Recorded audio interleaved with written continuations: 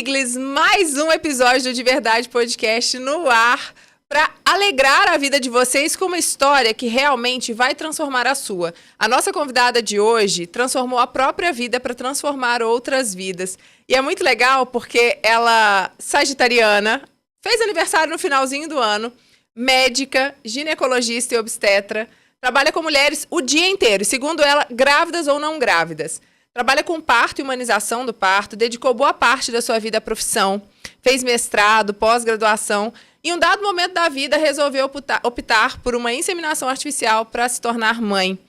Foram 11 coletas de óvulos, 5 FIVs, para trazer ao mundo essa lindeza que vocês estão vendo, que celebrou aí a vitória do Botafogo no fim do ano, o pequeno Matias, de 9 meses. Seja bem-vinda, Mariana Sirimarco, aqui. E eu já quero te fazer uma pergunta, Mari. Você que trabalha com mães, você vive nesse universo feminino, o que é mais desafiador? O que pesa mais para a mulher? Decidir ser mãe ser mãe sem a figura paterna, né? Que é o que a gente pode falar aqui agora, ou decidir não ser mãe? Então, difícil de falar isso, né? Mas eu acho que é uma coisa que bate... elas vêm muito juntas. Porque quando a mulher ela tá casada e ela tá construindo uma família e ela é meio natural, né? É o que a sociedade espera dela. Quando ela se depara com essa situação, assim, o que eu vou fazer? Eu vou ter um filho sem um parceiro ou uma parceira, né? Porque a maternidade independente, ela é sem um parceiro ou uma parceira. Eu brinco e falo assim, ele é meu mesmo, né? Só seu, só meu. E a decisão é essa, assim. Então, eu vou abrir mão de ter um filho ou eu vou ter um filho só meu, né? E eu não sei, assim, eu acho que a maternidade independente, ela ainda é pouco falada, né? Ela é pouco entendida. A gente tem o termo maternidade solo, eu estava te falando que eu não gosto de usar esse termo, não me entendo dessa forma, né? Eu não estou sozinha, eu tenho pessoas comigo que não são dentro de uma construção habitual familiar, não é o que se espera, que é minha mãe, minha irmã, meu pai, meus irmãos, né? Então eu não sou mãe solo, não estou sozinha. Mas é muito difícil a gente chegar nessa decisão, porque também não depende só de mim. Uhum. Quando as pessoas falam assim, mas você decidiu sozinha? Não, eu não decidi sozinha. Eu decidi, eu pude fazer isso, porque eu tenho comigo uma rede de apoio que me permite fazer isso. Que maravilha. Isso é muito legal de falar. Eu te conheci, eu estava contando aqui para ela que eu conheci a Mariana. Mariana é conhecidíssima aqui em Juiz de Fora, nesse meio, né? E ficou muito mais conhecida na época que você decidiu expor essa questão, né? Essa decisão sua da maternidade independente. E eu conheci justamente porque acredito que bem próximo da sua idade, eu tô com 37 anos, estou fazendo 38, ou já tenho 38 na hora que esse podcast for ao ar. Vai chegando num ponto que a mulher ela tem que tomar a decisão, né? E eu tô naquilo assim, cara, até eu casar. Os meus últimos namorados todos eram vasectomizados. Então, sem chance de ter filho com eles, né? E aí eu fiquei pensando, cara, até eu arrumar um namorado que queira ter filho, que eu case ou que eu não case, mas que eu decida ser mãe, vai me dar um trabalho. E aí no início de 2024 eu falei assim, eu acho que vou fazer congelamento de óvulos. E aí uma amiga falou comigo, não faz. Segue a doutora Mariana, porque ela fez inseminação artificial e talvez seja muito mais legal você ser mãe independente. E as pessoas, eu acho que me veem de forma independente, então elas falam assim, não, você pode encarar essa, né? Assim, porque eu acho que se tornou isso também, né? Do poder da mulher, né? E como é que você chegou nessa decisão, assim? Porque me encontrando nesse lugar agora, como é que você chegou a essa decisão? O que te fez tomar essa decisão? Então, eu brinco, e na verdade conversando isso em terapia, né? Eu falo que eu decidi isso tem muito tempo já, muito antes de ser médica, muito antes de saber como é que funcionava, porque eu não lembro exatamente quando, mas desde a minha adolescência eu falava assim, se eu não tiver um marido, eu vou ter um filho. E aí eu brincava, vou comprar meu esperma, né? A gente, usando termos não técnicos, eu falava, vou comprar meu esperma e tal. E isso sempre foi uma coisa que eu falei, que eu falava brincando e que eu falava meio de verdade, porque, sim, para mim não era um problema. E aí, quando eu fui fazer 35 anos, eu falei, eu vou congelar meus óvulos. Uhum. E aí entrou a pandemia. Eu fiz 35 anos no final de 2019 e logo veio a pandemia mesmo. Uhum. E aí, durante a pandemia, no primeiro ano de pandemia, ficou proibido fazer qualquer procedimento de reprodução assistida que não tivesse urgência de ser feito. Então, durante aquele ano, eu fiquei esperando que a coisa pudesse acontecer. E já tinha me programado, já tinha pago medicação, né? Porque dentro desse processo, né? O caro é a medicação, né? Uhum. É a parte mais cara do processo. E aí, foi passando esse ano. E aí eu comecei, falei, gente, mas pandemia, agora a gente está isolado, a gente não pode encontrar, a gente não pode... Não vou casar, não vou namorar, não vou... Então eu vou ter um filho, né? Vai ser aí o meu caminho. E aí eu já comecei a pensar nisso, de ter um filho mesmo. Comecei a entrar no banco de sêmen, e aí olhar as características, e olhar como é que fazia e tal. E aí, quando eu pude fazer o primeiro congelamento, eu decidi que eu já faria um congelamento de embrião, que eu não faria um congelamento de óvulos. Né? A gente tem aí, falando tecnicamente, aí pode me explicar que eu já tô querendo entender tudo agora. A gente tem um funil que a gente fala. Então, por exemplo, você começa lá o procedimento com uma perspectiva de colher 15 óvulos. Talvez não sejam 15, talvez sejam 13, 12. Quando você pega esses óvulos e fertiliza, não são todos que serão fertilizados. Quando eles são fertilizados, não são todos que necessariamente chegam até a fase de blastocisto, que a gente chama que seria o embrião propriamente dito. Então, depois de ter passado pela pandemia, de não poder ter feito na hora que eu queria, falei, eu vou congelar embrião, porque com óvulo a gente tem a sensação assim, eu tenho 10 óvulos, né? Então a gente fala, posso engravidar 10 vezes. Não.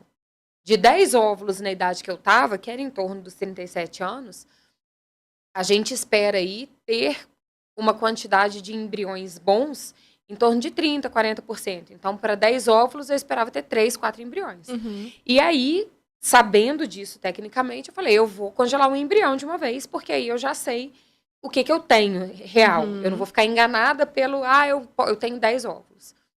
E aí, na minha primeira coleta de óvulos, a perspectiva era que a gente colhesse em torno de uns 14, eu consegui colher um só. Uhum. E aí, beleza, vamos ver o que está acontecendo, os exames todos normais, e aí comecei a estudar, e aí comecei a ver. Aí, assim, era uma condição rara, que a chance de repetição era em torno de 30%, e as condições que levariam aquilo seria idade, alteração de alguns determinados exames, e eu não tinha nada. Eu falei, então pronto, então agora vai dar certo, eu vou colher óvulo de novo. De novo. Quando eu fui colher óvulo de novo, eu não tive nada. Então, nas minhas 2 primeiras coletas, eu tive um único óvulo. Caramba! E daí, eu surtei. Eu falei assim, cara, eu era uma pessoa que queria ter um filho e que ia ter de forma independente, que ia passar pela FIV só porque era independente. E agora eu estou me deparando com um problema enorme, que eu não consigo colher óvulo, né? E aí a gente foi alterando os protocolos, foi alterando a forma como foi sendo feito o procedimento. E aí eu consegui colher óvulo numa... Aí numa terceira vez eu falei assim, vou colher óvulo de ciclo natural. Não vou tomar remédio nenhum. Também não consegui colher óvulo. Também não tive óvulo nenhum. E aí, numa quarta vez, foi a vez que eu consegui colher, se não me engano, 8 ou 11 óvulos, eu não sei. Eu não tenho muito apego a essa coisa de... Eu sei os números, mas eu esqueci em qual vez que eu colhi mais, qual vez que eu colhi menos. Mas daí, eu já tava assim, falei, meu Deus, eu não posso esperar mais eu não posso esperar ficar mais velha, porque agora que era pra estar dando certo, não tá dando, né? E aí caminhei para, agora eu vou ter o filho, né? E aí eu fiz uma primeira transferência. Na primeira transferência, eu coloquei 2 embriões e não deu certo. Aí segui colhendo óvulo e tentando embrião. Depois dessa primeira vez, eu decidi caminhar um pouquinho mais na complexidade do tratamento, que é fazer uma biópsia embrionária. A gente saber, antes de colocar o embrião na gente, se ele é geneticamente normal. Aí fiz uma transferência com o embrião biopsiado, também deu negativo. Fiz uma terceira transferência com o embrião biopsiado, deu negativo. Nesse caminho aí, eu já tinha feito 9 coletas de óvulos e fiz 9 coletas e essas 3 transferências. E aí eu decidi ir para São Paulo a fim de adotar um embrião. Isso é uma outra coisa que você pode saber também que existe, que é a adoção de embrião. O que é isso? Uma pessoa já fez o tratamento, já teve os seus filhos, e aí ela dá aqueles embriões para adoção. Então, uma pessoa que quer ter filho, pega aquele embrião, transfere para ela e gera e cria, e o filho é seu, né? Uhum. E aí, quando eu cheguei lá em São Paulo, a médica falou... Você gera o embrião da outra pessoa. Da outra pessoa, Muito né? bom. E aí, quando eu cheguei lá em São Paulo, a médica falou comigo, olha, você tem certeza que você quer fazer isso? Porque você tá com 38 anos, você ainda tem uma idade boa para usar seus óvulos, mas se você não usar agora, vai passar do tempo. Uhum. Então, você tem certeza que você não quer tentar? Aí eu balancei, né? Uhum. Aí eu falei, tá, então é a última vez que eu posso tentar, né? Não era a última vez, mas era a última vez que eu estava disposta a tentar com os meus óvulos. E aí, deve ser muito desgastante esse processo, né? É desgastante. Porque a mim me parece que você tem que tomar várias medicações para ovular. Olha, eu não tive efeito colateral nenhum de medicação, tá? Mas assim, a gente entra no... É isso, você toma várias medicações, cada processo de indução dura em torno de 12 dias, a quantidade de medicação que você toma. Tomando remédio durante 12 dias. Remédio injetável, que você vai todo dia lá e aplica uma injeção. E aí, mais 36 horas para você coletar os óvulos. Então, assim, são 15 dias que você passa tomando remédio enfim, né? Fora a expectativa. Isso que eu ia falar. Não só o desgaste físico, mas o desgaste emocional também, né? De você estar se expondo ali todos os dias, durante aquele tempo. Isso, aí quando você... Fica, não fica, dá certo, não dá. Aí você coleta um óvulo, fertiliza, 24 horas para falar se fertilizou. Depois mais 48 horas para falar se eles andaram até o 3º dia. Depois mais 48 para falar... Então, assim, é tudo uma expectativa. É tudo muita expectativa. Não tem um momento que é menor, que você tá mais tranquilo, que você vai esperar chegar ao final para gerar expectativa. Não, você gera expectativa de tudo, né? E aí eu falei assim, então... Aí você fica naquela, falei, vou tentar, né? E aí ela me propôs a gente fazer um protocolo, que era eu fazer 2 fertilizações antes de tentar qualquer coisa, para não passar o tempo, por causa da idade, realmente. Com seus próprios óvulos. Com os seus próprios óvulos. Embriões. Óvulos primeiro. Óvulos primeiro. Embrião. Tá. Isso. Ok. Aí eu fiz 2 fertilizações, uma seguida da outra. Eu fiz uma, colhi os óvulos, colocou para fertilizar. Assim que eu menstruei, eu já comecei uma indução em cima. E aí, nesse processo, eu tive 4 embriões. 4 embriões euploides, que a gente chama, que são geneticamente normais. Na verdade, eu tive 7 embriões e desses 7, 4 eram geneticamente normais. E aí, na primeira transferência que eu fiz lá em São Paulo, eu transferi 2 embriões e dos 2, o Matias ficou. Então, que lindo. Foi. E aí eu tenho mais 2 embriões congelados lá. Porque aí é isso, assim, você vai, né? Então tá, então vamos tentar, vamos fazer 2 fertilizações, uma em cima da outra, porque realmente meus resultados até aqui não foram bons e tal. E aí agora eu tenho meu filho e 2 embriões lá que eu tenho que decidir o que eu vou fazer com eles. Mas eles já estão lá. Então agora eu já corro menos contra o tempo. Né? Porque para engravidar, a gente não precisa... o útero não envelhece igual o ovário. Então o ovário envelhece rápido depois dos 35 anos. O útero não. Então, ainda tenho... Então, a fertilização in vitro você consegue fazer mesmo depois que você, por exemplo, não tiver mais no seu a período... Gestação, né? A gestação, Isso, perdão. Consegue. Consegue fazer. No Brasil, eticamente, a gente considera até os 50 anos para fazer. Mas, assim, se você for pegar aí... Cláudia Raia tá aí para provar. Tá aí, né?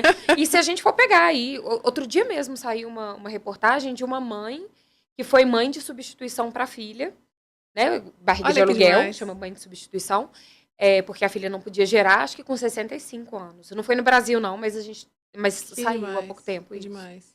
E a gente tem que considerar, né? Eu falo isso porque, pensando em mim mesmo, assim, a minha mãe sempre fala, se quiser, você tem que começar agora. E fica aquela pressão, né? E por isso que eu te perguntei, assim, o que é pior? Você encarar não ser mãe? Porque eu nunca tive essa coisa de falar, eu vou ser mãe. Eu sempre, pelo contrário, assim. Eu sempre falei assim, acho que eu não quero ser mãe. Eu acho muita responsabilidade. Eu acho, assim, incrível você. Porque eu sou de mãe solo mesmo, porque meu pai não ajudou a criar, nem nada. Então, eu acho incrível o poder que uma mãe tem de criar uma criança sozinha, né? Sim. Por mais que tenha rede de apoio... É uma responsabilidade, uma baita responsabilidade. Eu falo com a minha mãe que ela seria outra mulher se eu não existisse na vida dela, porque a gente muda muito, né? E eu tenho certeza que eu mudaria também. Então é muito louco, assim, encaro falar que não vou ser mãe, e aí vem aquele dilema, né? Mas e no futuro? Como é que vai ser a Júlia Carla sem alguém perto dela? Como se a gente precisasse de alguém para cuidar da gente, né? E te passou isso pela cabeça antes de decidir? O que te Não, passava pela cabeça? Não foi isso. Era vontade de ser mãe mesmo, assim, de ter alguém, de cuidar, de criar, de... É muito legal, assim, eu tô me divertindo muito. O Matias é uma criança fofíssima, assim, e ele é bem-humorado, ele, sabe, ele não me dá trabalho. As pessoas falam comigo, não fala isso não, falo sim. As pessoas têm que acreditar que vêm crianças fáceis de cuidar. Então, não sei, por outro lado, algumas pessoas falam para mim, não, você que é uma mãe fácil e faz o filho ser fácil, né? Mas é isso, assim, eu tô me divertindo muito com o processo, apesar de toda a responsabilidade, então... sai para trabalhar, volta, né? A criança vai mamar, brinquei aqui com você, né? Ou eu maquiava ou eu dava mamar. Então, dei mamar porque eu tinha que vir para cá. Então, mas eu acho que eu queria passar por isso, né? Mas eu acredito que exista o caminho da felicidade sem filhos, tá? Uhum. Então, não era... não, nunca foi assim, mas se eu não tiver filho, eu não vou ser feliz. Mas, a partir do momento que eu entrei nisso, né? E eu escutei de muitas pessoas, assim... De muitas não, porque eu não... Na verdade, quando estava dando errado, eu não abria para muita gente. Mas escutei de algumas pessoas assim. Será que é para você continuar? Será que isso não é um sinal de que tá na hora de você desistir, de tocar sua vida sem filho? Ou de adotar uma criança, né? E o que falava aí dentro? O que Aqui te fez dentro, não, aqui dentro persistir? eu tava assim, eu falava, sabe assim, tô aqui, o meu caminho ainda é esse, eu ainda não tenho uma motivação para desistir. A minha motivação ainda é maior para continuar. E não pelo tanto de vezes, porque se a gente for levar pela matemática, poxa, 11 coletas de óvulos. Na verdade, se eu for levar pela matemática, as 3 primeiras que eu tentei e não consegui óvulos, já era para ter parado, né? Mas o que eu escutava dos profissionais da área era, só não consegue quem desiste. Então, assim, não tá escrito que você não vai conseguir, porque você, até agora, não teve um resultado bom, um resultado satisfatório. E aí era isso, eu falava, então vamos continuar, vamos...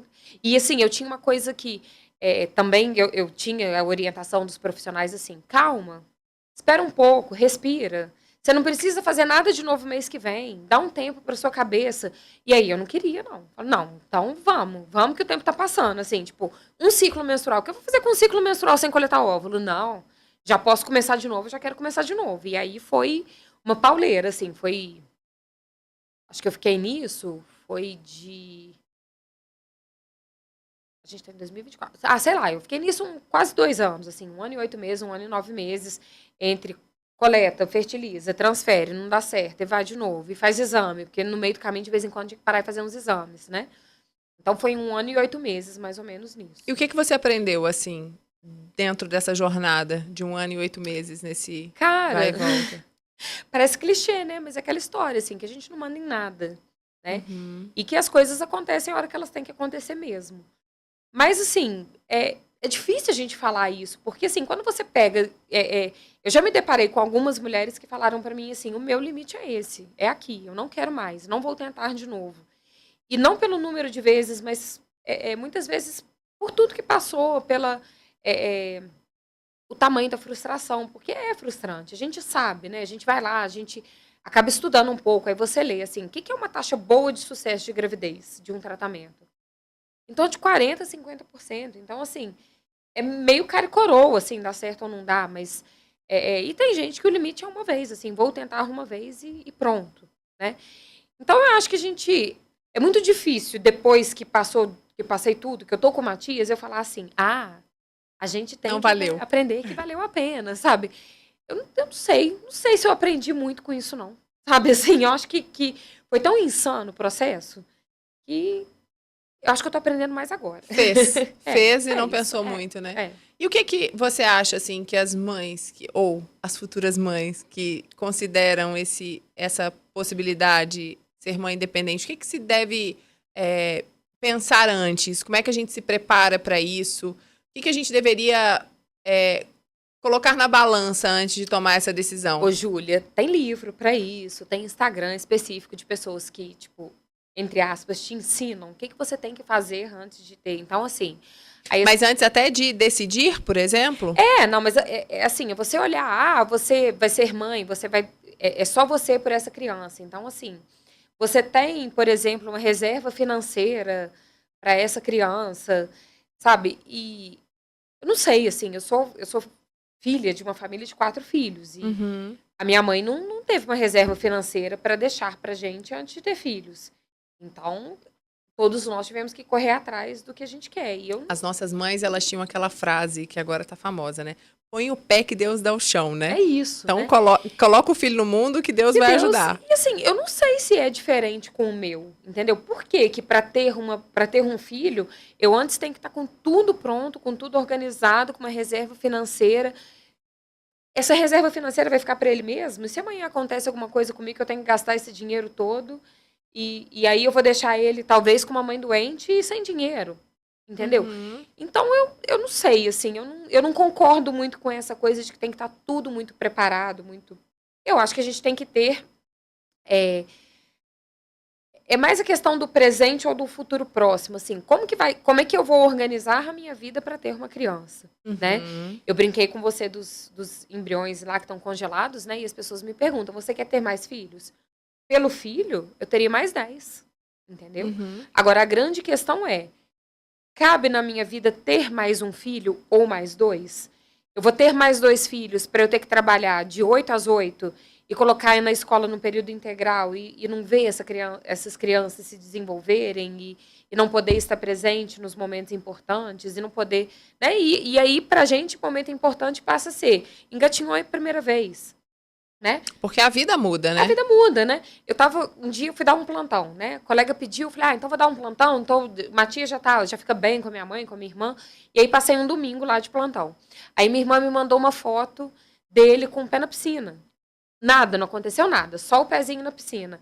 Aí eu assim, nossa, primeira vez que ele pôs o pé na piscina, eu não tava lá, sabe assim? Senti um ciúminho. Um ciúminho. E aí... Ao mesmo tempo, eu me policiei e falei assim, eu não posso reclamar disso com elas, porque eu vou precisar muito deixar com elas. E aí, se elas também não puderem fazer com meu filho coisas legais, porque tem que me esperar, vai ser um saco para ele, vai ser um saco para elas. Ficar com uma criança que, assim, a gente não pode passear, não pode dar alguma coisa para comer, a gente não pode fazer uma brincadeira. E isso é muito legal que você fala, né? Porque ser mãe passa por essa mudança também de você abrir mão do que era só seu, né? E ali a criança não vai ser só sua, não adianta. Porque você vai precisar dessa rede de apoio, né? Sim. Seja com o pai, seja sem pai, você precisa de uma rede de apoio. Paga, né? Quem precisa de uma rede de apoio e tem que pagar por isso, você está dividindo, né? A gente tem uma pessoa que trabalha com a gente lá em casa, que não é por função cuidar só do Matias, mas ela hoje, a gente brinca que é a avó Tânia, né? E muito querida, muito...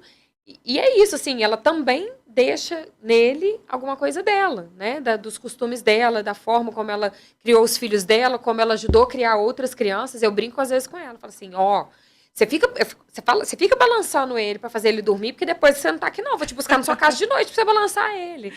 Então é isso, assim, né? Ele é nosso, ele é de quem tá junto com ele. E se colocar numa escola, ele vai também ter nele coisas que vai ser da escola, de quem cuida dele na escola, né?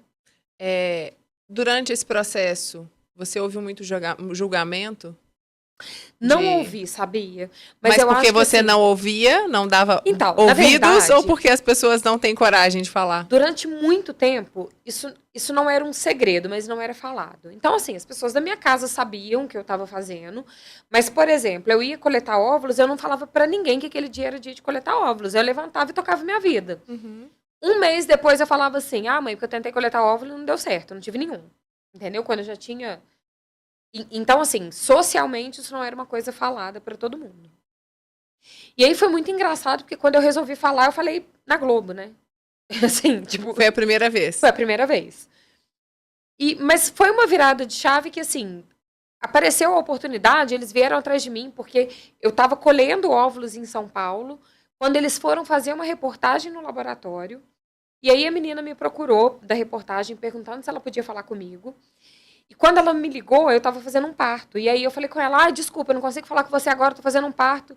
E aí ela falou assim, não, mas eu não estou entendendo. Você é a paciente ou você é a médica? Eu falei, não, você tá entendendo tudo. Eu sou a paciente e sou médica, eu sou obstetra. Aí ela falou assim, nossa, que legal, então fala pra gente. Eu falei, não vou falar. Aí Aí ela, não, mas você precisa falar, sabe por quê? Você precisa mostrar para as pessoas que isso existe, porque eu tenho uma amiga que não sei o quê. Aí começou, eu falei, não, tá bom, você me convenceu, eu preciso falar isso para as pessoas.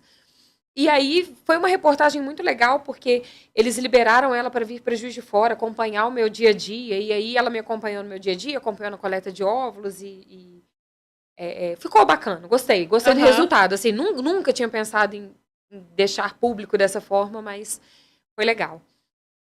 E aí as pessoas começaram a me procurar para dizer que estavam torcendo muito por mim, que viram a minha história e que se tocaram muito pelo fato de eu trazer muitas crianças ao mundo e de viver aquilo no meu dia a dia, querendo que aquela fosse a minha realidade.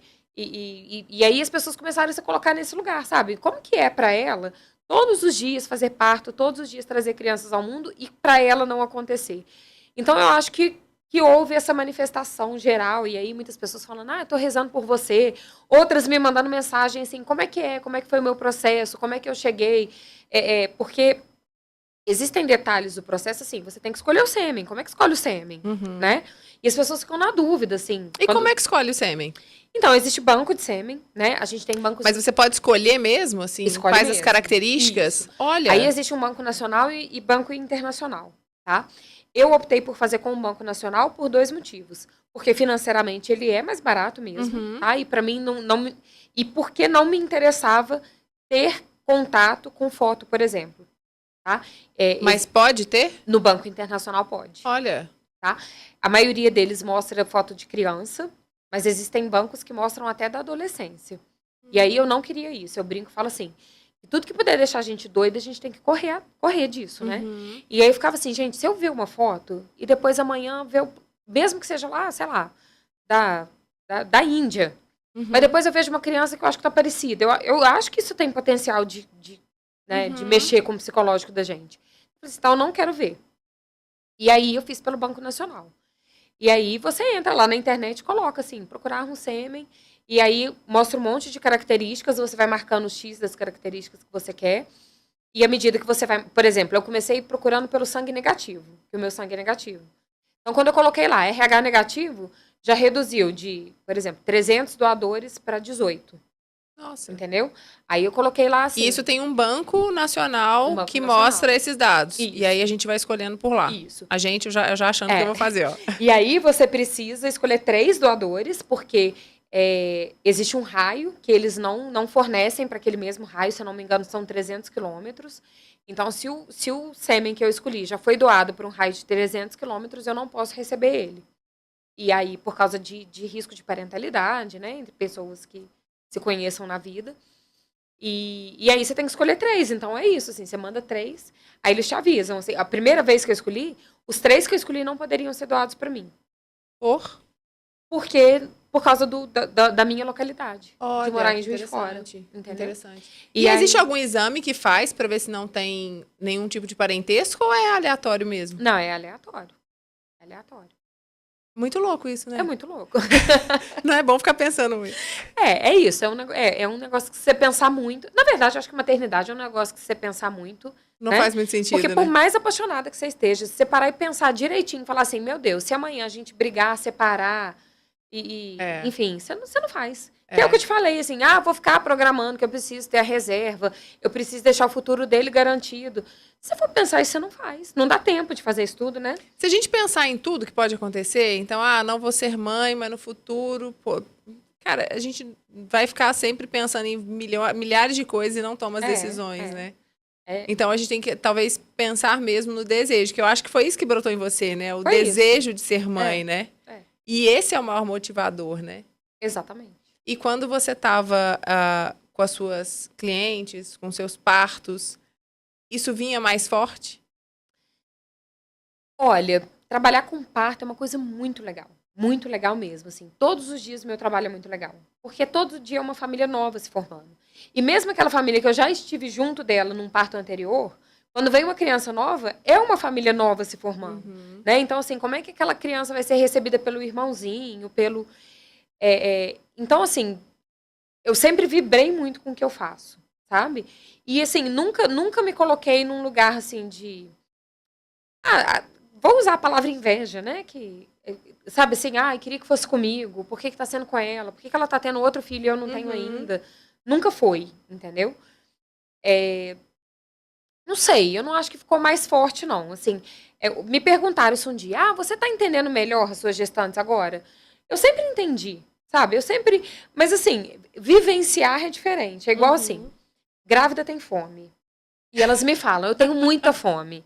E aí, eu sei que tem muita fome, eu sei que não é mentira. Quando ela chega pra mim e fala assim, doutora, eu ganhei peso porque eu tô com muita fome, eu tô comendo muito. Eu sei que é verdade, entendeu? Eu nunca subestimei isso. Quando você sente a fome, cara, é um negócio, abre um buraco na sua barriga do nada. E você fala, meu Deus, se eu não comer agora, eu vou morrer, entendeu? E não é uma fome que vem vindo. Sabe assim, eu tô ficando com fome, eu tô ficando com fome. Não, você tá bem, de repente você tá com muita fome. Isso hoje você entende como Isso ninguém. hoje eu entendo. E na hora que elas falam comigo, eu tô com muita fome, eu falo assim, cara, eu vontade de abraçar e falar assim, é uma fome desesperadora, mas eu não posso te deixar comer desse jeito. Entendeu? Então, assim, eu acho que foi muito legal eu passar pelo que as pacientes passam, sabe? E ver como é que é. Mas eu não... Por ter um conhecimento e trabalhar muito tempo com isso, eu não posso dizer que foi surpreendente para mim, que eu não esperava acontecer alguma coisa que aconteceu, sabe? Tudo que aconteceu já estava meio que calculado. Já. Inclusive o parto, assim, na hora de... Tava caminhando lá e aí, tá indo muito bem. Eu falava assim, não tá. Não tá, ele tá agarrado, não tá nascendo. Aí teve uma hora que as pessoas ali, né, eu tinha 3 obstetras na minha sala de parto, acompanhando, elas ficaram assim, se olhando, tipo, meu Deus, tá a mesma dilatação há muito tempo. Aí eu olhei para elas e falei assim, olha só, tá agarrado, mas vai nascer. Eu só preciso que contraia mais. Então, assim, foi muito legal, assim, vivenciar isso e estar sentindo, tá sentindo dor, tá sentindo... E tá sentindo que, assim, realmente a gente tá vendo que tá agarrado, que não tá nascendo. Então, quando a paciente fala comigo assim, não tá nascendo, eu sei que não tá nascendo mesmo, entendeu? E como é que é hoje o seu trabalho, assim? Como que você desenvolve esse trabalho de parto humanizado? Eu sei que você tem algumas parcerias, que você faz um projeto focado nessa questão do parto. Como é que é isso hoje? Então, a humanização do parto, diferente do que muitas pessoas pensam, ela não visa só o parto normal, tá? E muito menos o parto normal a qualquer custo, tá? Mas a humanização do parto, a gente trabalha com 3 pilares, que é o trabalho em equipe multidisciplinar, né, que eu acho que hoje isso é importante em qualquer área, o trabalho com evidência científica e o trabalho com a autonomia materna, tá? Então, assim, eu falo que todo mundo tem conhecido em volta alguém expert em gestação. Por quê? Porque você tem uma madrinha que já teve 2 filhos, você tem uma avó que teve 5, e todo mundo acha que sabe tudo de gestação. Então, assim, quando a gente está falando em trabalhar com evidência, a gente está falando em trabalhar com a melhor forma de nascer. E que, assim, apesar de ser... Eu falo assim, o meu trabalho me permite falar que o meu trabalho é bonito, é emocionante, é desafiador e é a melhor forma de fazer.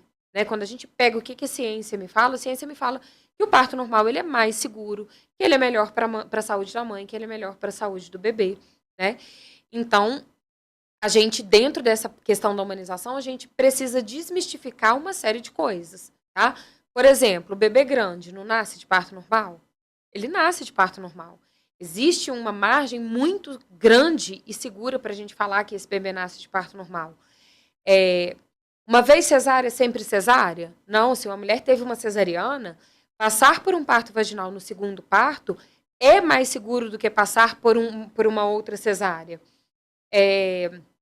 Na minha casa ninguém teve parto normal, então eu também não tenho passagem. Isso é um outro mito que a nossa geração traz, porque as nossas mães, elas são mães da era da cesariana, que a cesariana virou moda ou virou uma coisa mais elitizada. Então, se eu pagar, eu ganho uma cesariana. Eu não preciso sofrer, né? Dor de parto não é sofrimento, existe uma questão bioquímica que faz o seu corpo perceber aquilo que está acontecendo como uma informação de prazer, não como uma informação de sofrimento. Então, é a gente trabalhar com isso tudo o tempo todo, dando autonomia materna. E qual é a equipe multidisciplinar? Médico, enfermeiro. Aí na enfermagem a gente tem a enfermagem obstétrica, né? As doulas. No cenário de parto, são mais essas. Mas a gente tem pediatra, fisioterapeuta, acupunturista, Existe uma série de terapias alternativas, né, que podem ser usadas com grávidas, que é bom para usar, que seja para relaxamento, para conhecimento corporal, para isso tudo é benéfico para a mulher. Que demais, que demais. Muitas coisas que você falou aí agora que são bem legais, assim, da gente abordar, né? Essa coisa do prazer, eu não fazia ideia, né? Dessa coisa do nosso corpo mesmo, reconhecendo aquilo como um prazer, né?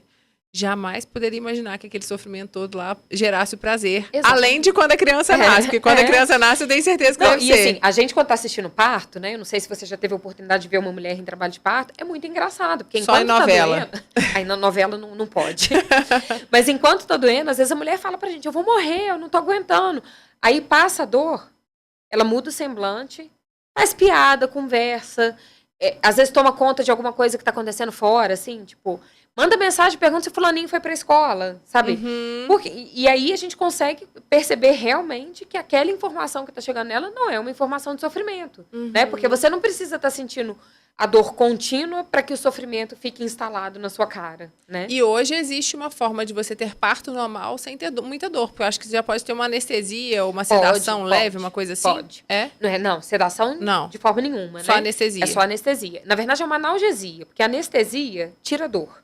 A analgesia alivia a dor. Tá? Que legal. E aí, dentro dessa questão de trabalhar com a autonomia materna, a gente vem, durante o pré-natal, trabalhando essas questões. Por exemplo, a analgesia de parto, ela é viável, tá? Ela é uma verdade.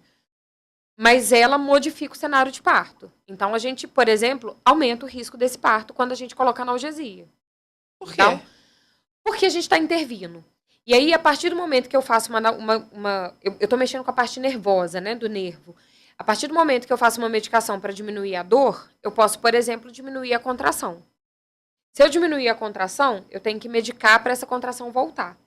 Se eu medicar para essa contração voltar, essa medicação pode ser excessiva, pode fazer contrair mais do que eu queria. E aí eu aumento o risco, por exemplo, de sofrimento fetal. Isso não quer dizer que uma paciente que vai passar por analgesia vai passar por um sofrimento fetal, de forma nenhuma, tá? Mas isso é explicado durante o pré-natal para que naquela hora que ela está mais vulnerável, que ela está com a presença da dor, que esses conhecimentos estejam sedimentados e que na hora que a gente conversa com ela, fala, olha, agora não é a melhor hora de fazer analgesia. Tem certeza? E que ela fala para mim, tenho. Ela sabe que ela está assumindo com a gente um risco, né? Porque eu tenho falado isso muito hoje em dia no meu consultório, né? Existe o mito de não ter risco. Pessoas chegam na minha frente e falam assim, eu quero parto que não tem risco nenhum. Esse parto não existe, né? A cesariana é uma cirurgia de grande porte, né? Então, tem risco. E mais risco do que o parto normal. Mas eu brinco também assim, o que acontece? Neném nasceu, a mãe tá lá aberta, sangrando, útero aberto, o neném tá na internet. E todo mundo achando que tá tudo bem, tudo maravilhoso, e que não pode acontecer mais nada a partir dali, porque esse bebê já está na internet, tá? E o parto tem aquela história, a mulher internou, deu 2 horas que ela está internada, já tem alguém mandando mensagem, perguntando se está tudo bem, se o neném não vai entrar em sofrimento. Eu tive uma parturiente, né, que ela era minha amiga, então, assim, dentro da sala de parto dela, estava ela, o marido, o filho, a mãe, a tia, e aí, num determinado momento, eu entrei, ela estava assim, não, tia, falando no telefone, não, tia, fica tranquila, eu não vou morrer, não. Eu falei, gente, o que é isso, né? Aí ela falou para mim, não, a tia fulano tá aqui falando para eu tomar cuidado, porque parto normal morre. Eu falei, Jesus amado. Então, assim, as pessoas não estão mais acostumadas a esperar o processo do parto. E aí elas entendem que aquele processo é mais perigoso, porque ele é mais demorado. Entendeu? As pessoas não estão mais acostumadas a esperar, né? A esperar nada. Elas não querem esperar, não. né? Uma mensagem de WhatsApp, se você não responde em 2 horas, você já recebeu um monte de interrogação. De vez em quando, a gente, como médica, né, recebe umas mensagens desaforadas do tipo, eu nunca te encho o saco, eu tô te mandando mensagem porque eu realmente preciso. Se você não vai me responder... Não, gente, eu vou responder, mas assim, eu tenho várias coisas para fazer. E o WhatsApp não pode ser minha prioridade. Se ele for minha prioridade, a paciente que está comigo no consultório não está bem atendida. Se ele for prioridade, o meu filho não está bem atendido. Né? Então, assim, é isso, as pessoas não esperam mais, né? Muito bom você falar isso. A minha avó, ela tinha uma frase, você falou essa questão de quando a criança nasce, já está na internet, né? Minha avó tinha uma frase que ela falava, quando a gente nasce, a gente devia chorar, porque a vida vai te colocar numa situação difícil durante algum momento. Quando a gente morre, a gente devia sorrir. É o contrário, né? E é isso, né? A alegria de quando nasce, você já quer espalhar para todo mundo, né? Agora, me conta uma coisa, Mari. Mari, né? Íntima, já foi. Você convive com milhares de famílias aí na sua vida. Como é que é hoje o conceito da família atual? A família atual brasileira? É pai, mãe, filho? Ou é mãe? Qual é esse conceito? Porque você desvinculou de uma família tradicional. Sim. Vamos dizer assim, quando você decide, vou ser mãe independente, não preciso de uma figura paterna ali, ainda que você tenha seus irmãos, né, e tal, mas não tem essa figura. Como é que você enxerga esse conceito atualmente, assim, no seu trabalho, com as famílias que você está envolvida? A grande maioria ainda é a família tradicional, né? E voltando lá na reportagem que a menina me chamou, ela falou isso comigo. Ela falou assim, eu tenho uma amiga que acha que tem que ficar casada porque ela quer ter filho, entendeu?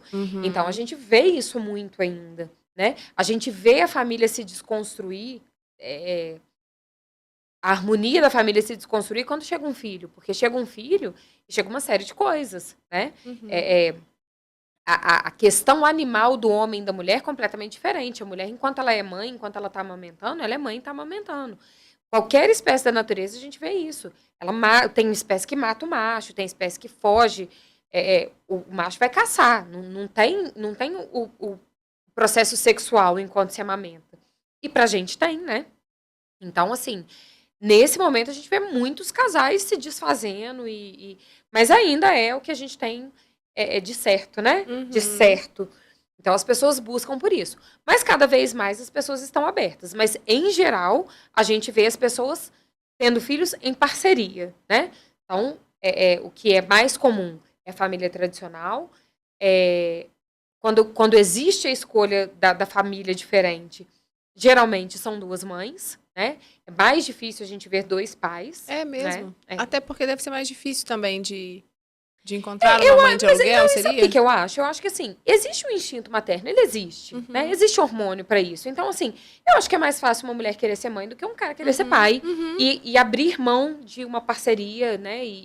Ou dois pais para... Então, eu acho que existe uma questão fisiológica nisso, tá? Agora, a maternidade independente, ela é o mais raro, talvez, ainda, né? Eu tenho 10 anos de obstetrícia, né? Fora os 3 de residência. Eu acho que, como maternidade independente, eu me conheço. E eu tenho hoje uma paciente que faz pré-natal comigo de maternidade independente. Que demais. Mas não é o habitual, assim, não é. A gente tem as mães solo, né? Mas a grande maioria não por escolha, por questões mesmo de que acaba acontecendo. Ou elas se tornam mãe solo ainda na gravidez, quando o genitor, né, não aceita, ou durante esse processo de realmente desconstrução, porque as pessoas acham que elas precisam estar juntas para formar uma família, e elas não estão ali porque elas realmente acreditam no que elas estão fazendo. E aí a coisa começa a vir uma bola de neve, né? Aí a gente vê famílias se separando, e infelizmente ainda, muitos homens não permanecendo no papel de pai, apesar da separação. Tem muita mãe que é independente sem querer ser independente. Sem querer ser... Não por escolha, não, né? Por escolha. Por falta de opção mesmo. Qual é o caminho, assim, se a pessoa quer hoje fazer uma maternidade, fazer uma inseminação artificial, ter uma maternidade independente? Ela vai tranquilamente ou ela precisa passar por alguma equipe antes para se preparar para isso, para se preparar psicologicamente? Então, não existe essa exigência, tá? Então, precisa procurar um profissional da reprodução assistida, tá? Para começar o processo. Então, vamos supor que você... Amanhã, fale assim, eu vou procurar uma clínica e eu quero começar o meu processo amanhã. A gente vai te pedir para esperar o primeiro dia da próxima menstruação, que é um momento melhor da gente começar a induzir uma ovulação. Mas até o amanhã é possível. Entendeu? Mesmo em qualquer período que você tiver do seu ciclo, é possível a gente começar. Então, mas não é exigido vou brincar aqui, né? Um psicotécnico para poder passar por isso, entendeu? Eu, como profissional da área, como uma mãe independente, eu acho que é válido, tá? É válido você... Não que você precise ter anos de terapia, mas pelo menos que você comece nesse processo. De ter certeza da escolha, de ter certeza, né? da escolha. Eu não sei nem se é certeza da escolha, porque, né, não sei se... Será que existe essa certeza, né? Entendeu? Mas assim, de você ter um amparo. Uhum. Porque é isso, assim. E se não der certo de primeira? Uhum. E se o resultado for aquém do que você está esperando? Com quem que você vai dividir isso? Como que isso vai ser? Você vai carregar isso sozinha com você? Né? Eu acho que isso é um processo difícil. E às vezes, quando a gente está fazendo uma coisa diferente, né? Você vai escutar do outro coisas que você talvez não queria. Uhum. Né? Que é o que eu tô te falando, assim. Ah, mas será que é pra ser? Entendeu? Ou aquela história, porque o negócio é caro, né? Então, assim, não deu certo de primeira, a parte financeira pesa, né? Eu já escutei também, assim, mas pra que você vai ficar fazendo dessa forma? Arruma um cara, sai e engravida. Ele não precisa saber, não. Entendeu? Mas não é isso que eu queria pro meu filho. Eu estava construindo pro meu filho uma família. Uma família que tem uma estrutura diferente, mas que essa estrutura, ela é organizada. Eu não estava querendo trazer para o meu filho um problema, né? De falar assim, mas não, seu pai, eu não sei quem é seu pai. Ou até mesmo dessa pessoa surgir na vida dele um dia e falar assim, olha, eu sou seu pai e eu quero assumir meu lugar. Porque tem isso ainda, né? Você pode se relacionar com uma pessoa, ter o filho e depois o cara querer. E no seu caso, não tem esse problema. Exatamente, eu não tenho. Eu brinco assim, eu vou pagar terapia para ele de qualquer jeito, por N motivos. Não é por causa da ausência do pai, né? E o meu irmão fala muito isso, assim, a gente acha que ele não vai sofrer com isso, né? Pode até um dia ser questão para ele me questionar, mas sofrer porque ele não tem pai a ausência do pai para ele não significa abandono, significa uma escolha, né? Significa uma família que abraçou essa ideia e que trouxe ele para nós sem um pai, mas isso não é sem uma figura paterna, né? Eu tenho meu pai, eu tenho meu irmão mais velho que está sempre junto com ele, né? Tenho meu irmão mais novo também, que é tio, que tem a presença como tio, mas meu irmão mais velho, assim, ele curte essas coisas do tipo... Existe a figura masculina, deixa eu dar né? papinha, vem cá, deixa ele no meu colo que eu vou colocar ele para dormir, né? Até no meu Instagram tá lá o menino com a foto do Flamengo e a foto do Botafogo, por quê? Porque eu já prometi pro tio que eu não vou atrapalhar a parte dele. Se ele convencer o menino a ser Flamengo, vai ser Flamengo. Eu acho que vai ser uma melhor solução. Brincadeira. Mas é muito legal isso, né? Eu sou filha de pais separados. Minha mãe foi uma produção independente, sem querer que fosse independente, né? Ela queria muito ser mãe, mas tinha ficado viúva e depois conheceu meu pai e aí acabei nascendo. E meu pai foi muito pouco presente. E eu concordo com você, sabe? Concordei com o seu raciocínio para ter o Matias, porque realmente você saber que a pessoa não existe, né, entre aspas, deve ser muito melhor do que você saber assim, a pessoa não quis conviver ou não teve o interesse de estar mais próxima, né? Eu acho que realmente esse sofrimento ele não vai ter por esse pensamento seu, né? E o que você quer deixar de mensagem assim para o Matias? Qual o legado que você quer deixar para ele nessa história toda, assim? O que você quer qual bandeira você quer carregar para que ele tenha as portas abertas nesse sentido? Olha, primeiro eu quero que ele saiba que realmente, assim, ele foi muito desejado, independente da estrutura familiar que eu pude apresentar para ele, né? E eu acho que ele já sente isso, assim, sabe? Ele é uma criança tranquila, ele é uma criança feliz, então eu acho que ele vai entender isso. Aí, ó, né? fotinha dele. Tá aparecendo aí. Com o Luffy, que é o tio mais velho. É o tio mais velho, Coisa linda. Então, assim, eu quero muito que ele saiba que ele foi muito desejado, independente de qualquer coisa, né? E eu quero que ele seja exemplo para ele mesmo de que a gente tem que correr atrás do que a gente quer para ser feliz, entendeu? E correr atrás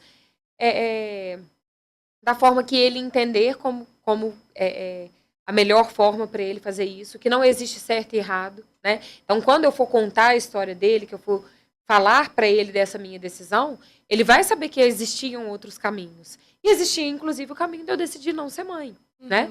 E que a felicidade pode estar em todos esses caminhos, que eu escolhi dessa forma, mas que eu tinha outras opções. E eu acho que é isso que eu quero deixar de mensagem para ele, sabe?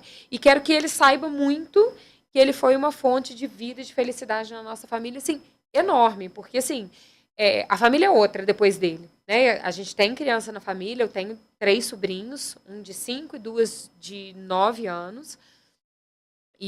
Mas assim, a família é outra depois dele. Tá todo mundo curtindo muito, todo mundo se divertindo muito, todo mundo aproveitando muito a chegada dele. E a família, ele vai ser muito feliz, porque eu conheço a família, assim, mesmo que à distância, eu sei que é uma família muito legal. Ele tem certeza. Vou deixar você tomar uma aguinha, porque eu sei que a gente está se estendendo, para falar dos nossos patrocinadores.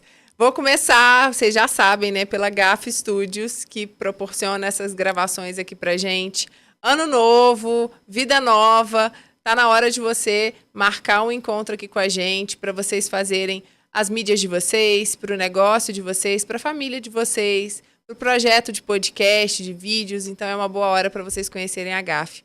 A Tati, que sempre nos ajuda aqui na questão da decoração, Tati Cel Arquitetura, que está aí disponível para fazer o seu projeto. Entre em contato com a Tati, vocês sabem que vocês sempre têm descontinhos aqui com os nossos apoiadores, então vale a pena vocês chamarem eles lá no WhatsApp, no Instagram. Zé Kodak, que faz as nossas canecas maravilhosas, que eu adoro. Mari já ganhou uma ali, inclusive. Ó, Fabiano, mostra ali. E elas são personalizadas, gente. Personalizadas não só para o podcast, mas você pode fazer a sua personalização também. Copo, caneca, acessórios que vocês queiram fazer. É só entrar em contato com o Zé Kodak, que vocês vão ter todas as informações lá para melhorar as facilidades aí do dia a dia, né? E hoje a gente teve um apoio aqui novíssimo em folha. A gente está agora com os comes e bebes para os nossos convidados lá da Padaria Dois Irmãos. Vocês podem entrar em contato com eles também. Eles entregam coisas deliciosas aí para o nosso dia a dia. Pão fresquinho. Eles mandaram pra gente. Mari ainda não comeu, viu? Mas tem que comer um pão de queijo recheado de goiabada delicioso. Você só comeu o biscoitinho. Delicioso. Tá aí, ó, aparecendo o momento que a gente estava se deliciando. Então, vale a pena vocês conhecerem. Entrem em contato, marquem para vocês, peçam pelo WhatsApp, pelo Instagram. Vale muito a pena vocês conhecerem eles aí, porque as coisas são deliciosas. E, Mari, pra gente fechar esse encontro, cara, eu tô apaixonada. Eu não sei se eu vou fazer, não, mas se um dia eu tiver vontade, vai ser com você. Porque eu gostei da energia. E gostei da forma leve como você coloca, sabe? Porque eu acho que a gente está num mundo que as pessoas estão pesando muito as decisões que a gente tem que tomar, né? Quando eu falo assim, eu não sei se eu quero ser mãe, todo mundo vem comigo, mas ser mãe é tão bom. Você gosta tanto de criança. Outro dia eu falei isso com uma amiga minha, e eu falei assim, não, mas eu adoro as suas crianças, adoro a sua filha, eu tenho as minhas crianças, eu tenho uma filhada pequenininha, tenho criança na família e tal. E aí ela falou assim, mas você vai ser ótima mãe. Igual da gente não tem. Eu imagino que seja, né? Mas vem com aquele peso de, putz, por que eu não posso ser mãe, né?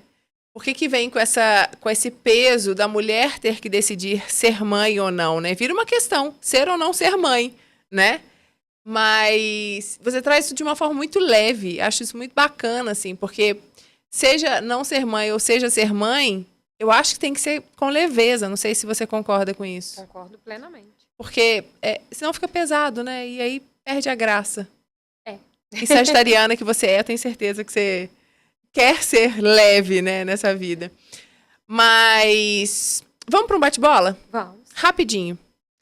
Maternidade independente é? Vida. Ai, que lindo! Adorei. Rápida mesmo. Uma lição que a fertilização te ensinou. Paciência. Boa. O que é mais difícil? Decidir ser mãe ou viver a maternidade? Decidi ser mãe. Por quê?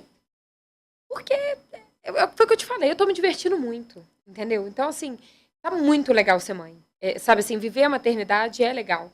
Tem percalço? Tem. Mas, assim, a decisão, quando a gente vai tomar uma decisão, a gente cria muito, né? Mas vai ser assim, vai ser assado, eu não sei se eu vou conseguir manter meu trabalho, eu não sei se eu vou conseguir manter minha vida social, eu não sei como é que vai ser, eu não sei se eu vou precisar de babá, eu não sei se eu vou ter que pôr na escola. Mas eu não sei nada. Então, assim, quando você tá vivendo a maternidade, as coisas fluem. Tem que ter uma babá? Então vou ter uma babá, não tem que ter. Menino vai mamar no peito? Vai mamar no peito, não tá dando não. Então vamos colocar a fórmula e vida que segue, entendeu? Facilitar as coisas. Boa. Melhor momento com o Matias até agora? Todos. Escolhe um. Eita! O mais especial que você fala, assim, nunca vou esquecer. O dia que ele nasceu. Por que foi especial? Cara, foi materializar ele na minha vida, né? Assim, Matias foi uma criança que nunca mostrou a cara. As pessoas chegam no meu consultório e falam assim, eu vou ver a carinha do meu bebê. Eu falo, ó, o meu não mostrou por 9 meses. E eu tava aqui dentro do ultrassom todos os dias. Então, materializar ele para todo mundo, assim. A cena das minhas sobrinhas conhecendo ele foi fantástica. Eu pedi para levá-las, né? Assim que ele nascesse. Então, elas não viram ele nascendo, mas elas viram o cenário. O sangue, placenta, criança suja, berrando. Como foi pra elas isso? Elas amaram. A Lara colocava a mão, encostava nele e falava assim, ai, meu Deus, eu tô muito emocionada, ele é de verdade. E a Letícia, ela ficava rindo e falava assim, ô, gente, eu não tô conseguindo chorar, mas é de emoção, tá? Eu tô emocionada. Que bonitinho. E assim, foi muito legal a chegada, porque houve essa expectativa durante a gravidez toda, houve um pouquinho de ciúme, né? Elas falarem pra mim que tinha certeza que eu não ia mais ligar pra elas quando ele chegasse, porque eu sou uma Dinda muito legal. Eu sou a Dinda que leva pra passear, eu sou a Dinda que durmo com elas, que faço noite do pijama, que deixo pescar bichinho lá na máquina de pelúcia. Então, elas tinham receio de que isso mudasse, né? Mudou? Não, eu acho que eu tô mais legal ainda. Porque agora eu deixo elas brincarem com ele. Agora tem um brinquedinho, né, pra elas. elas. A gente pode brincar de boneca com ele? Pode brincar de boneca Adoro! com ele. Arrumaram um bonequinho novo. Arrumaram um bonequinho de verdade. Que legal, que legal. Se você pudesse criar uma hashtag pra sua vida hoje, qual seria? Nossa Senhora! Essa é difícil, Essa né? é difícil, hein? Deixa eu pensar. Hashtag pro seu próximo post. Nossa Senhora, gente. Essa você podia ter me contado antes. Nossa Senhora, gente. Vai ser essa. É essa. Hashtag Nossa Senhora, gente. Mas, só pra fechar, assim, uma frase que uma pergunta que eu sempre faço para meus convidados, não vale o parto, porque já falou, hein? Tá bom. Mas se você pudesse escolher um dia de novo pra você viver na sua vida, qual seria? Sem ser o parto, porque já falou que foi especial. O dia que eu comecei a fazer isso tudo. Por que você gostaria de viver isso de novo? Pelo que ele me trouxe, né? Pelo Matias. Então, assim, se eu não tivesse começado, porque foi o dia que eu tive coragem, né? A coragem foi maior que o medo. Foi o dia que eu comecei. Então, dali, continuar, não vou dizer que foi fácil, mas foi, né? Então, começar foi... Então, um dia que eu viveria de novo foi o dia que eu comecei a fazer o primeiro passo, que é tão importante que às vezes a gente não dá valor pra nada na vida, né? Sem o primeiro passo, nada funciona, né? Exatamente. Que lindo. Mariana, adorei te conhecer, de verdade. Também adorei. Muito bom. Tem algum livro, alguma série que você gostaria de indicar para quem quer começar nesse mundo, que possa esclarecer mais, assim, que tenha marcado na sua experiência?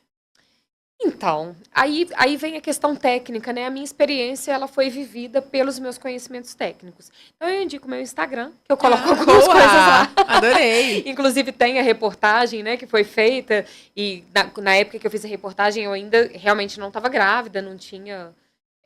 não tinha noção não do que sabia seria, se era né? certo, exatamente. Posto algumas coisas lá, e enfim.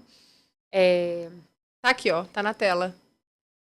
Doutora Mariana Sirimar. Doutora Mariana Sirimar. Boa. Cara, eu acho que a gente tem muito que seguir, que construir o nosso caminho, sabe? Eu li um livro que chama Maternidade Independente, eu acho. Existe até um Instagram dela, chama Betina, a autora. Não sei o sobrenome, não vou lembrar. Cheguei a fazer uma live com ela na época da minha gravidez. Ela traz algumas informações importantes, ela é bem desse padrão, assim, o que você tem que ter, como é que é o seu seguro de vida, o que você tem que ter feito. Entendi. O que eu acho, algumas vezes já até comentei. Não é a sua linha. Já até comentei nos posts dela, mas eu acho que não tem que ser assim, tipo, eu sou meio chata, assim, adoro participar, entendeu? Mas é um livro legal, porque ela fala muito das questões burocráticas que ela encontrou. A filha dela tem 10 anos, então foi diferente da minha vivência, né, de acesso à internet, essas coisas. E me coloco muito à disposição para quem quiser conversar sobre isso comigo. Me chama lá no Instagram, sou eu que estou no meu Instagram, eu que respondo. Então, eu passo meu telefone para a gente conversar. Se quiser marcar lá no meu consultório, para a gente dar um pontapé nisso, né? Começar a mostrar um caminho e como é que isso pode ser feito. Adorei, que linda. E que disponibilidade maravilhosa. Muito obrigada. Obrigada mesmo, de coração, assim, eu acho que a gente precisa falar mais sobre isso, sobre empoderar mulheres, porque isso é empoderamento, né? É dar autonomia para a mulher decidir o que ela quer. Quer ser mãe sozinha, quer não ser. Acho que esse é o caminho, né? Obrigada por isso, viu? Obrigada pelo convite. Foi ótimo estar aqui. Volte sempre. Voltarei, só convidar. Obrigada, querida. Pessoal, mais um. Comenta aqui qual foi a parte que você mais gostou. Siga a Mariana, siga o podcast no Instagram. Siga aqui, comenta, deixa seu like. Daqui uns dias o Matias tá falando isso, viu? Vai estar lá. Se inscreve no canal, ativa o sininho de notificações, deixa seu comentário. E daqui a pouco a gente volta com mais um episódio. Até o próximo. Beijo e até lá.